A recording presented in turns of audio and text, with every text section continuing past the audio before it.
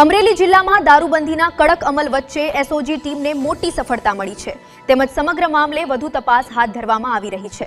Chalala police station હદ વિસ્તારમાં આવેલા માણાવાવ સીમ વિસ્તારમાં ટ્રકના કન્ટેનરમાં વિદેશી દારૂનો જથ્થો આવ્યો હોવાની ચોક્કસ બાતમીના આધારે એસઓજીની ટીમે દરોડા પાડ્યા હતા। દરોડા દરમિયાન પોલીસે આશરે 25,97,580 રૂપિયાનો વિદેશી દારૂ કબજે કર્યો હતો। સાથે જ ટ્રક અને બોલેરો સહિત કુલ 46,52,580 રૂપિયાનો મુદ્દામાલ જપ્ત કરવામાં આવ્યો છે। આ કાર્યવાહી દરમિયાન પોલીસે જયરાજવાડા નામના એક ઈસમને ઝડપી પાડ્યો છે, જ્યારે અન્ય બે અજાણ્યા વાહન ચાલકોની શોધખોળ શરૂ કરવામાં આવી છે।